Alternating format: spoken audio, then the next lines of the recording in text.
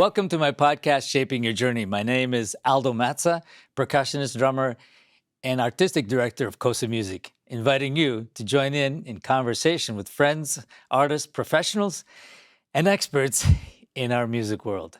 Today, I have the great pleasure of having someone I've known for a very long time. We run into each other. Well, we don't actually run into each other, but we run across each other, we come close to running into each other. My great friend, Michael Baker. Michael, thanks so much for joining me today on this podcast, Shaping Your Journey. But before we start on this, I want to know, the first thing I want to know, I think everybody would be interested. Tell us where it started, like the first spark, the fuel, the engine that got this going for you musically. Well, first of all, it's a privilege to be here with you, Aldo. Vraiment un plaisir. Merci. Where it started, like many of us. Well, my parents were musicians. My dad was a very good amateur saxophone player. My mom was a brilliant musician. She was a pianist. She could play Brahms' Rhapsody in the afternoon and do her top 40s nightclub gig the same night. An extraordinary talent, and all my uncles are opera singers. One is still alive. So it was strange. Like many of us, I literally took some pots and pans out from under the stove and started banging on them with wooden spoons. That happens to so many of us. Funny enough, though, I got a pot lid, and I was banging it with a spoon. I hung it from the kitchen table with a piece of string, and who knows? Anyway, from there to, strangely enough, seeing I'm dating myself, but seeing Ringo Starr on the Ed Sullivan Show. Famous story, Mike. Yeah, famous story. For many all of us. For many of us, and that's where it started. I said, Dad, I want a set of drums. So he, pinched his pennies. It was tough for him. It got me my first set of drums at age 13, and a few lessons with the dance band drummers around Edmonton. And they weren't really that knowledgeable. So I would get like a Cozy Cole drum set book, right? But these poor guys didn't have the sense or understand that all those rhythmic figures had to be played with the ride cymbal, et cetera, et cetera. So I just I ran through these books, learning the rhythms on a snare drum, and they figure, oh, this is great. Isn't this fun? But did my first gig as a drummer with my dad's dance band when I was 15. And was starting to study a little more seriously with one of the Army drummers, percussion mostly. Did my first studio recording session at age 16 in Edmonton with some of the heavyweight Dixieland players there, and was studying a little more seriously. And then I was still in high school and auditioned for one of the per service contract percussion positions with Edmonton Symphony, and got the job. So I joined Edmonton Symphony at age 17, and it went from there. Nice. Just a quick question about the Edmonton Symphony. Were you there when Barry Nemish went out there, or was that after? Yes. I had played. I did 3 years with the Edmonton Symphony. I went to study in France for a year. Went to California at the Music Academy of the West in Santa Barbara. Moved there to study with a couple of people in Los Angeles and freelanced. And went back to Edmonton Symphony in this season that Barry arrived. Yes. So I've known Barry like you. I've known Barry a long time. Wonderful guy, great player. Yes. Well, when I arrived, because I grew up in Ottawa, but when I came to Montreal to study at McGill with Pierre Beluse, he was there, and I think it was his last year that Barry was there. and then he got Hmm. that gig in Edmonton. Great player, great person, Yeah. and it's a funny story about Barry. And if I have to remind him next time I see him. Sometimes he comes to town. I remember he was a very meticulous kind of person, always dressed well, Oh yeah. meticulous. And one day I walked into his studio just to get something, and all I hear is bang, and Barry frozen, looking at his timpani mallet that he had broken. Oh. He did something that he hit the rim, and as he was practicing Ooh. it, I don't know, and he stood there almost crying, looking at his timpani Yeah. stick. And there, I remember we all had Charbonneau mallets at the I time. was going to say yes.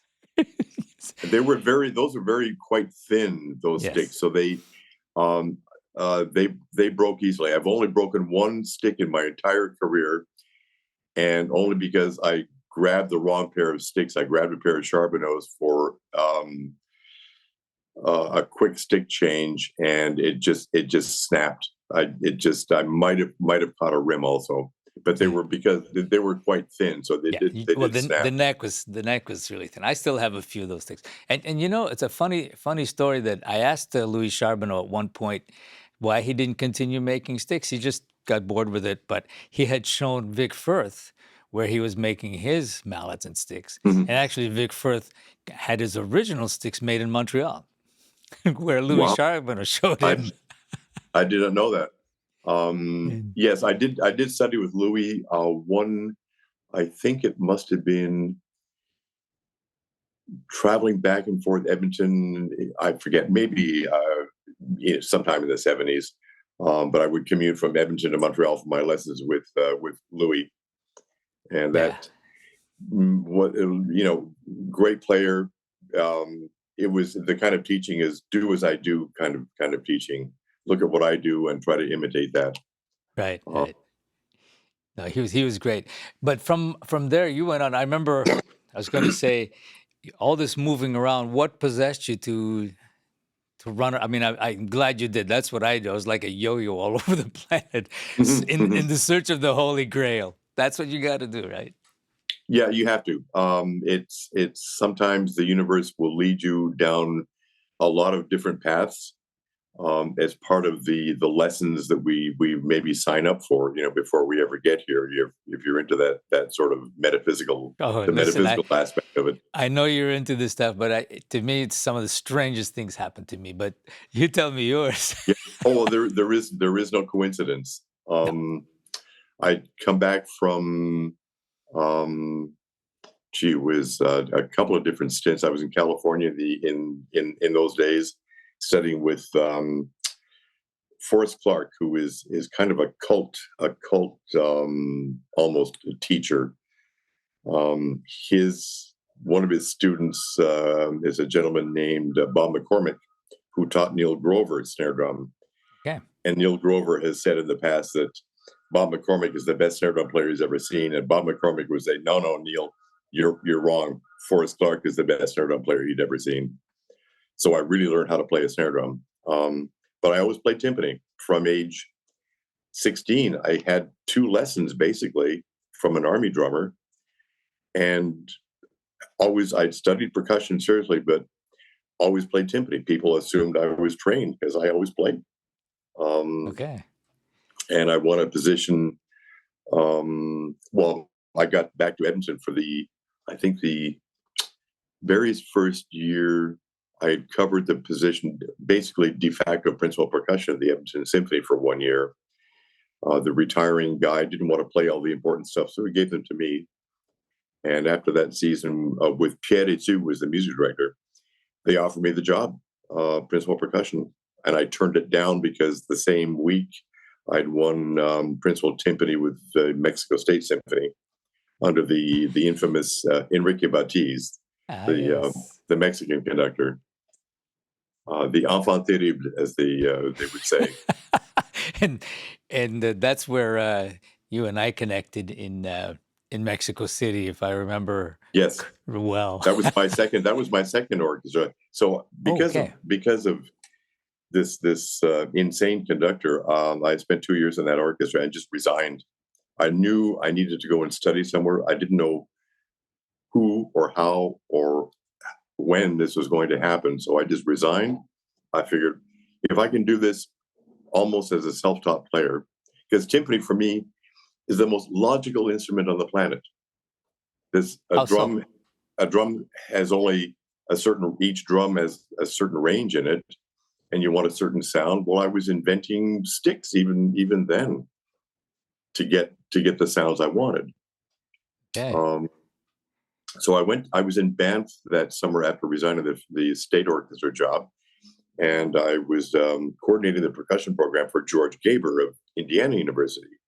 Okay. And I had a lesson with George, explained my situation, and he went,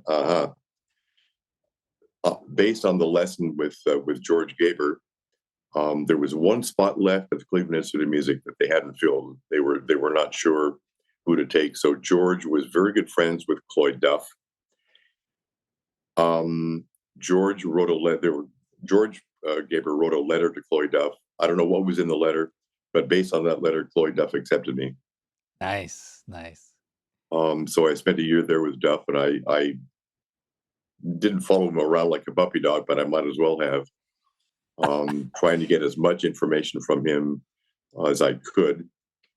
And lo and behold, I was invited when the Mexico City Philharmonic was formed.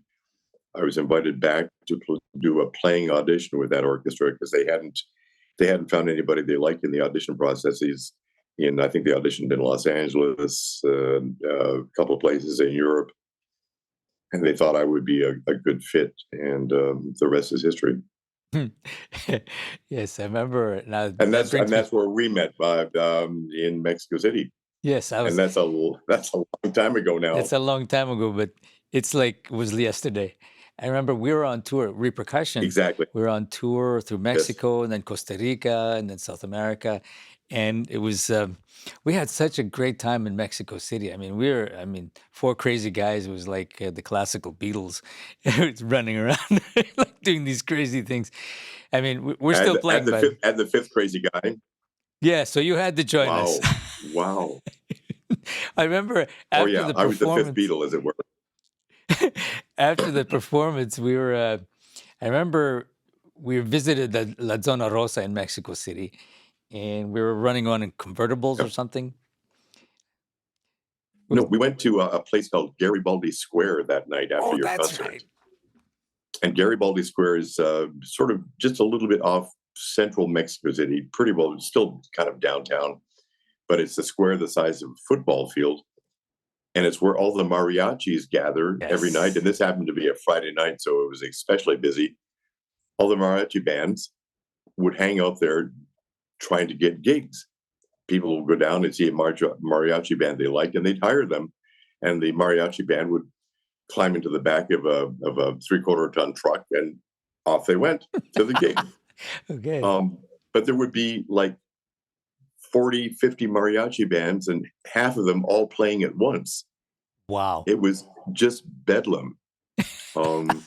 And Mexico City in those days was still pretty safe, so there were no problems for your personal security or anything like that. It was pretty.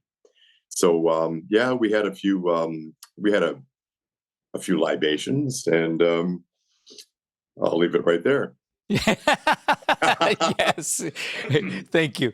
But all I remember was everybody was fine. Everybody was still smiling when we left, and it was great. Oh yeah. Listen, if my good friend Terry Mahoney always says, if you're not having fun, you're doing it wrong, and that Right. applies. That applies to anything in life. If it's difficult and. And you were in Mexico City for quite a while, right? How many years? Yeah. Oh golly, I think, well, all told, I guess 12 or 13 years. Nice. I went back in 2000. I have a whole generation of timpani and percussion students that have done well, as you know. One of my former students have won a timpani one-year position tryout with the National Symphony. So I was invited to go back in 20 plus years ago, go back to the orchestra and fill in for that year as principal timpani in my original chair. So after about 6 weeks on the job, conductor management come up to me and they said, basically, we would like you to stay. You change how our orchestra plays. And we thought long and hard about it. That's where on my sabbatical was when and where I met my wife. Okay. Interesting story about there is no coincidence. Yep. She was the first new person I met. My first full day back at work with the Mexico City Philharmonic, and as it turns out, one day a couple of weeks after we met, I asked her, so when Gabriela, when in Spanish, when's your birthday? She said blah blah blah. I said then slowly in English, when is your birthday? So as it turns out, we have the same birthday. Wow. The only weekend available at her sister's mega house in Cuernavaca on the golf course, the only weekend for us to get married was the weekend of, you guessed it, our birthday. Really? Wow. Yeah. Wow. So Amazing. that was meant to be. Yeah. No, I mean, you said an interesting thing, Michael, about that when you played, it changed the entire playing of the orchestra. I had this conversation with John Beck recently, and Mhm. I think a lot of people don't really understand how powerful that being the timpanist of an orchestra is. How, I mean, of Yeah. course, how important every position is, but the power of that the drums. You're like the drummer in the big band. You shape how the band plays, right? Yeah. It's really amazing, and it's really Yeah. not misunderstood, not understood by most people except the timpanist who is playing. It's you and the conductor, right? Yeah. Our music director here gets it. Down there, they got it. Couple of quick stories on that. One of my roommates in Mexico City, Scott Haig, joined the Cleveland Orchestra, second chair bass, and it was he joined his first 3 years were the last 3 years of Cloyd Duff's career within the Cleveland Orchestra. And Scott said that orchestra didn't move until Cloyd Duff played. That's and of course the story that has reverberated around the business about Cloyd Duff being, they say, was the second highest paid player in the Cleveland Orchestra under George Zell. Wow. Floyd would never, knowing him, he would never admit to that. But George Zell knew who was buttering his bread. Yeah. Well, it's like Vic Firth with the Boston Symphony, or Louis Charbonneau with the Montreal Symphony. I mean, talk about an unmovable train that on the mission that just killed. It was amazing. Yeah. But it's amazing. You have to know oftentimes when to lead and when to follow, depending on the repertoire, depending on which particular passage. But there are many, many times where, the timpani player has to just lay it down and follow. Oftentimes here in my orchestra, because it's a chamber orchestra, sometimes if there's an intonation problem and I'm playing the tonic note, the music director numerous times has asked, just play sustain and have the woodwind section focus on that pitch for intonation. So pitch is very important also. Cloyd Duff used to say, and it's a well-known turn of phrase or way of saying it. Cloyd would say, it's a sin especially for what we do, timpani. It's a sin to play out of tune. It's an even greater sin to stay out of tune. No, absolutely. I mean, sometimes it Rent's happens. the So color of the day. you change. I mean, you change quickly, but those who don't hear it, oh, that's not a good sign. Hmm. It's not Hmm. a good thing. Hmm. So I mean, after the I mean, you went to Nova Scotia after Mexico, but you do a Yep. lot of other running around. I mean, you're in the what's that other orchestra that you are part Oh, of? Colorado Muller Fest. Oh yeah, the Colorado Colorado Orchestra. Muller Fest. Yep.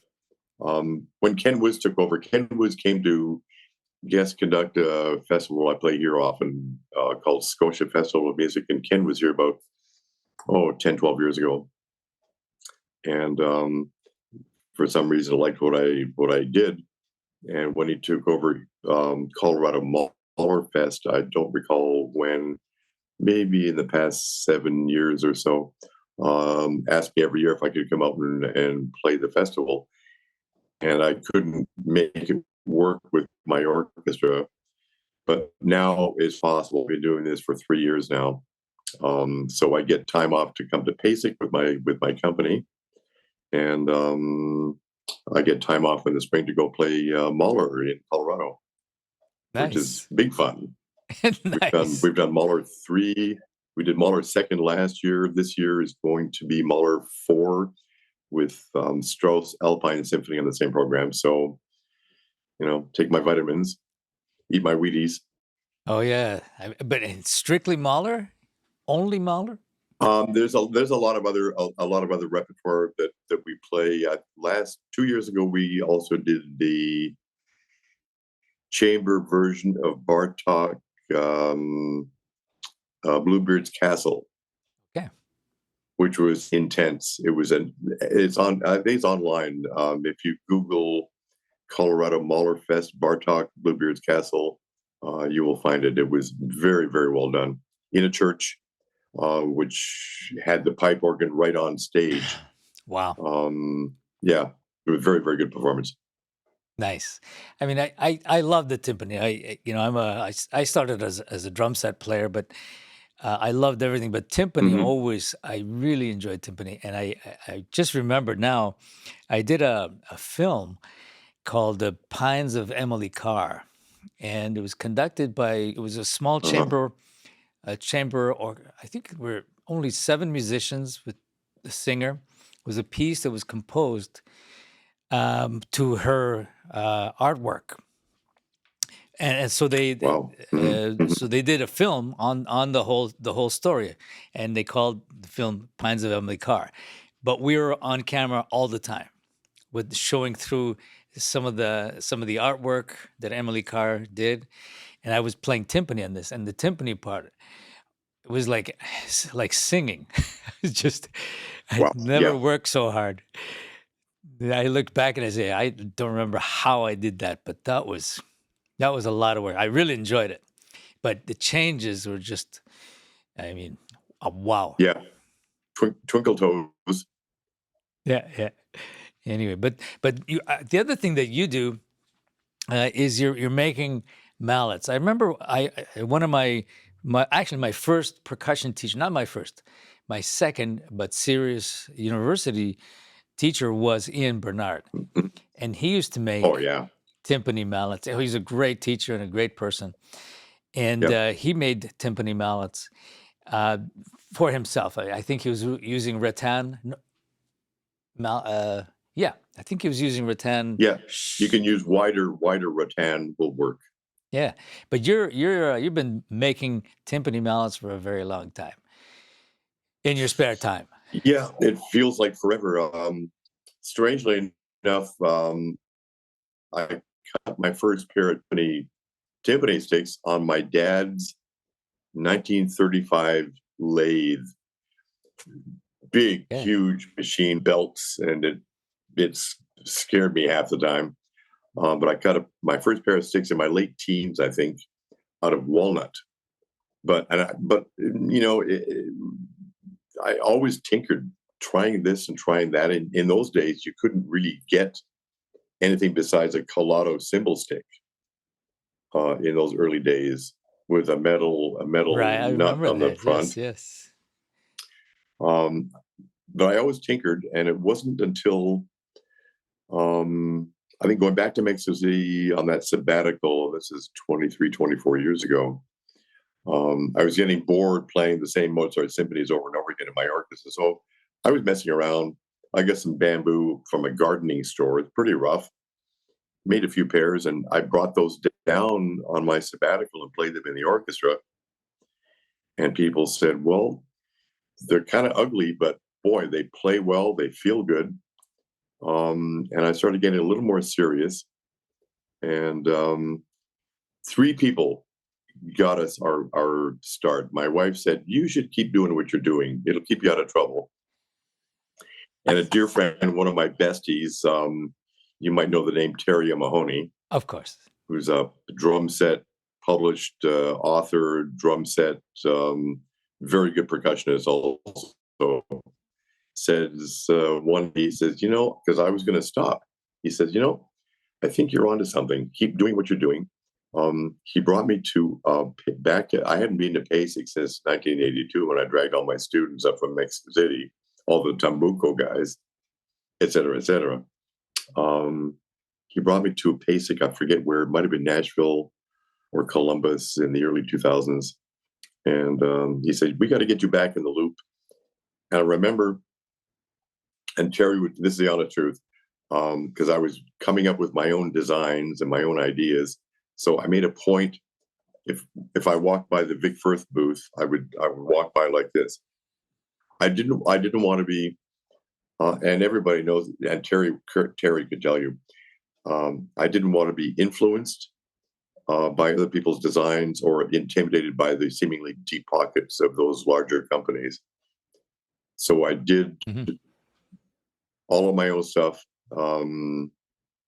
very original, and one thing led to the next. And in the early 2000s, I hooked up with George Brown through PAS on the PAS website. And George was doing a world premiere of a timpani concerto. And the last time I saw George Brown was way back when in Mexico City, while I was with the Mexico City Philharmonic. George had come to a rehearsal. There's a whole backstory to that too, but we closed a nightclub. I think about 4:00 in the morning. We sort of rolled out of this place. Anyway, so I hooked up with George and I said, look, I'm doing this. I got some ideas for your concerto, some solo concerto sticks. And George said, sure. So I made up 3 or 4 pairs. And that was the start of MB Mallets. Nice. And from then until there, I have an updated customers list of that's not on the website. I haven't had time. The website is very dated. We learned some difficult lessons in our beginning days going to PASIC, because my designs were pretty original. So the old saying, if imitation is the highest form of flattery, even to this day, oh yes, we continue to be flattered. So I'm working on some new stuff that will probably present at PASIC next year. Okay. Working out some prototyping, and it'll be really kind of nice. Nice. Well, it's great to see. I mean, we're creative people, right? So if you have another outlet like the timpani mallets are for you, I mean, I had all the time. When I look back in retrospect now, some of the things all the things that I do now, actually, I've always been doing them, including building and designing, and I was making. Oh, yes. When you saw the music stand recently, the mallet stand that I created for, and that Manhasset is manufacturing. I told you then last week, and I'll tell you again. That is brilliant, absolutely brilliant. Everybody that saw that was going, "Wow." Yes. No, I never saw so many jaws drop in a long time. Yeah. But I was always, as you mentioned, tinkering. And, we have these creative outlets. So we're solving problems for ourselves. We're adjusting things that, why this? We're always questioning and trying to make things better, right? I mean, back when I was beginning university, I had decided that drums were way too big. I'm a small frame person, and I couldn't see out too much because of my drums, and people couldn't really see me. So I designed back then at university um, things that a lot of people have not seen yet, but did back there. So I made custom made drums back then. So now I'm all of these things I'm getting back out. All of these ideas that I shelved because Yep. even back then I was, people were loving it, and I was making specialty things for other people, custom made drums, and I made them smaller diameter but 2 inches longer. So I had an Yes. 18 by 18 inch bass drum, and with all these designs of special things. I can't talk about it right now Yep. because this is also gonna come out again. But now I could see people, and people could see me, and especially the girls couldn't see me, so they were always complaining. I'm just kidding. Oh no. Hey, I understand. But from a practical point of view, I noticed that if you made the drums longer, they actually had a lot more bass. And Totally. yeah, and I just did it because I said they're too big, and it's massive. So I made them shorter diameter, like 18. But I said, what would happen if I made them longer? And then I realized what happened. Yes. So Yep. amazing. Then you have the Yep. power toms and all of that came afterwards. Right. And many things that I had designed or come up with. Of course, people enjoy giving you compliments, and they make it themselves. Well, with your music stand idea, I mean, the compliments are well deserved. I mean, that is ingenious. It Yeah, truly is. and I have there are 4 versions of that, all by the way, and the next versions. This is the smallest, the smallest idea of it. There are some more that I think more people are going to be surprised more than they think. So anyway, Yep. I can't say more about that. But getting back to your mallets, and I mean, what needs to be done, so you go for it, right? Yep. It's that whole process of, yes, but I need for Mahler, I need this for this other work, I need that, and also the halls you play in will Yep. dictate. So and you spend so much time, so you have to get those ideas out for sure. Yeah, and we've figured out ways to. I have so many materials that if somebody wants a pair that's back weighted or front weighted, I have enough materials that I can do this for them. If they want, 32 grams, we can do that. If they want 35 grams back weighted, I can do that. We have a lot of stuff in the workshop. We can do just about anything. The only thing we don't do is flannel. What is that? Cloyd Duff, our teacher Cloyd Duff, never, even though he played the legendary recordings with Brahms and Beethoven with George Zell, Duff never mentioned flannel, even though he did have a pair of flannel sticks that were probably gifted to him by somebody in Europe. In our lessons, he never discussed flannel. It wasn't something that was in his bag of tricks. Flannel basically was designed for calfskin or goatskin heads in Europe. And I see, and people can check with people like Jim Atwood or any of the other players of our generation, Peter Kogan. Flannel does not work well on plastic heads. You don't get the full value for the money you're paying for flannel sticks. Duff always wanted a stick with a core to it, and he preferred, for calfskin, he preferred a wooden core stick over felt. Okay. So, but is it because of the surface or because plastic tends to be a little slippery, right? Except maybe it's the attack. It's the way the plastic gives when you play. I think that's part of it. And some of the harder flannel can sound very, very rough, brittle on plastic heads. Okay.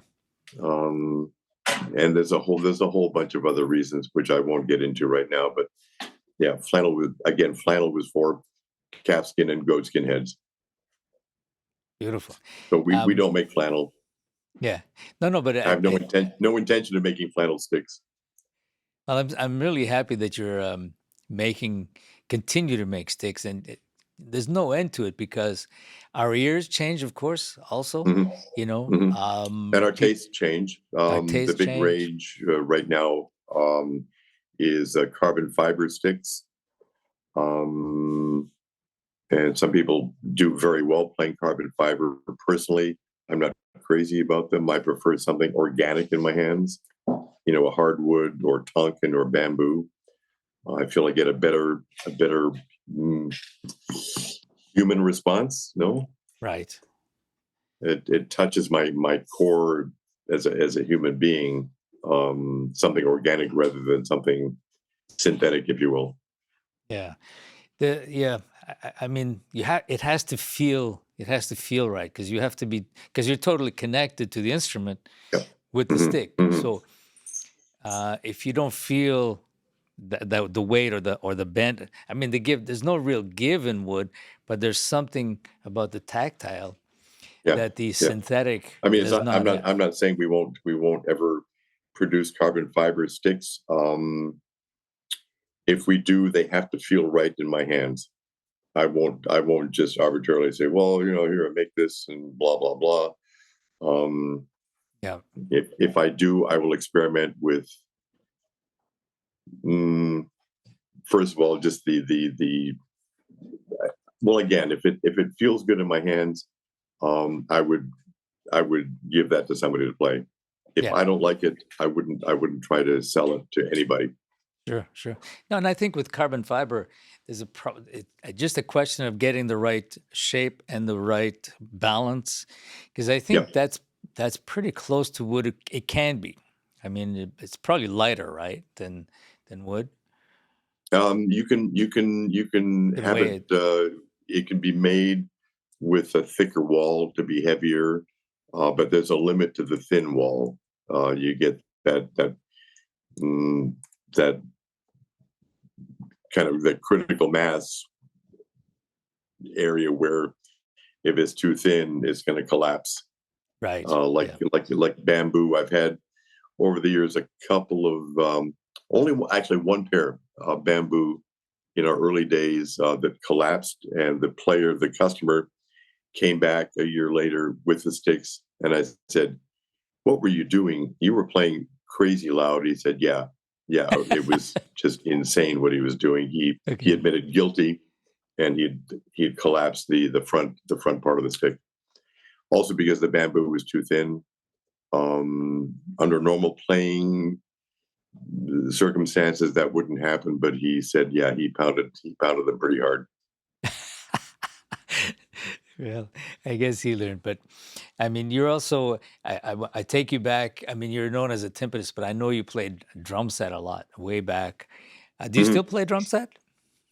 I play on occasion some of my orchestra's pop stuff. Um, Recently played with Atlantic legend, a gentleman named J.P. Cormier, who worked in Nashville, had a green card, but just was missing home. So we decided just to come back to Nova Scotia. He was the number one guitar picker, Hmm. recording player in Nashville for a long time.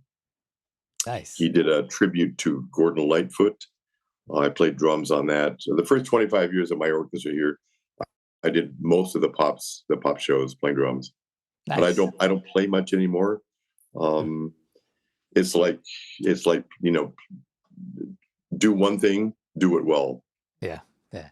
No, but I know because I remember reading somewhere, or no, or you had told me you had played with Tommy Banks, who was a huge out in Yeah, Edmonton, yeah. out west, the Um, big Couple of band, right? rehearsals way back when. A couple of rehearsals.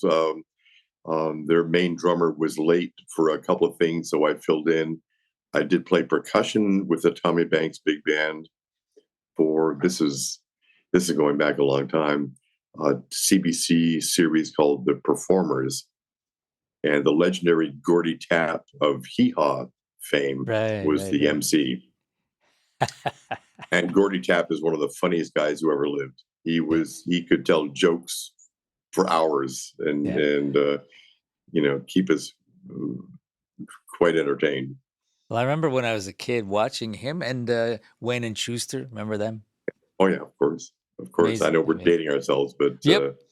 they don't write comedy like that anymore. Yeah.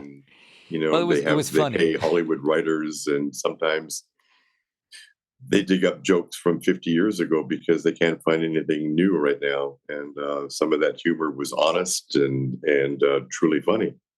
Yeah. And you don't have to use four-letter words as they often do now.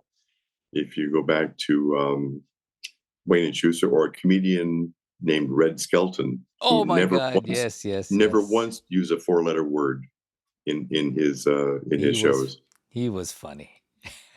Yeah, it's just so Yes. refreshing to go back and see honest humor. Yeah. And getting back to the musical part here, I just want to. I was just thinking, as I'm speaking to you, John Beck, and a number of other performers and teachers who are, no matter where you are in your life, you're still. I mean, we're still searching, we're still inventing, we're still creating, and we're still there, which is Mhm. really nice to see. Oh yeah, I mean, I'm sitting here at the table, and I will show you only a part, but I'm working on a couple of new designs. It might take 6 months now to get them just right, but I'll send some prototypes out to some trusted players with the same kind of background and get some feedback, and we'll bring these to PASIC next November. Nice, nice. Oh yeah, Yeah, yeah. the creative mind is still that Beautiful. hasn't turned off at all. As a matter of fact, it keeps going.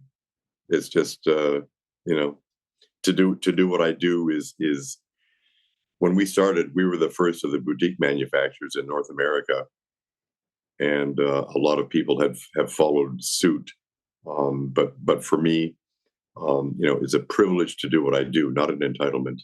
And people who know me understand that that's how I think about it. That's how I feel about it.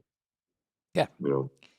And you sleep well at night, and you're happy, and Oh yeah, people, of you're making course. other If you do people's this for lives better. Yeah, yeah, you do this for the right reasons. Build it, they will come, but do Yep. it for the right reasons. Yeah, absolutely. Right. We could go on for days, but I really want to thank you for taking the time, Michael. It's been a while. I've been chasing you down. You're so busy. So Oh finally, no, I'm lucky. I'm so lucky. You've no idea. I've been so blessed with all the people around me. Just people continue to be supportive of this project and helpful, and again, our website has not been updated since almost our first PASIC, just wow. because of the nature of the business.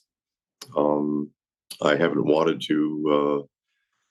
And people who know me, I don't go snooping around. It's just not in my nature. I will come up with original stuff, and the rest takes care of itself. Yeah. If you're doing the right thing, you do it well, with the right intention. And I think intention is a big word for me. With the right Yeah, intention, and it totally. always. Intention is that aspect of metaphysics that is understood by some, and some understand that unconsciously. Um, Cloyd Duff was a student of metaphysics in his way. He had a teacher. He and his wife Margaret would spend summers in Mexico City, and they had a teacher there, and in Colorado, and in some summers also. I believe a Yaqui Indian teacher. So Cloyd Duff understood metaphysics and was able to, when he played, connect to the divine. Yeah. And that's a whole other conversation. But Sure. Oh yes. again, intention is a big part of it. And sometimes, the universe will lead us down that path, because we had intention. Yeah. And some listen, I can go on about being on a plane and wondering why am I taking this plane and why I'm going there. And then when Hmm. you arrive, you find out. Or, Yeah. sir, I mean, we can go on. I know you're very strong in this, but and myself too. I mean, there's human Wi-Fi, intention, all of those things, and they have to be good. Otherwise, you don't feel well. Hmm. And it and Hmm. it's You have to and have a vision, and you are another example of having many visions over the course of your career. And look at the success you've had with Kosa and your, you know, the music stand project. That's, there you go. There is no coincidence. no, I don't believe in coincidences at all. But No. Mm-mm, yeah, and mm-mm. no, thank you for the kind comments. I really appreciate that, Michael. But I think those of us who understand these principles, like we're all of a sudden like the thing comes to you, and you say, That's interesting." But I mean, you have to be paying attention, and of course, the word intention is a big one. With the right intention, and it always works. You cannot go wrong. And then Mhm. when it's over, it's over. But while we're here, we make the difference, right? Yeah. Oh yeah. Yeah. Right. Yeah. But thank you so much, Michael, for taking the time. I appreciate it. I finally got it together. I had to physically see you to lock it down, but nice to see you're Yeah. still. As yeah, every year we see each other at Basic, and we don't have a chance to sit down and chat until now. Hey. Um, wow. Yes, and I thank you. And I Wow. and Just as I always say, Michael, to be continued.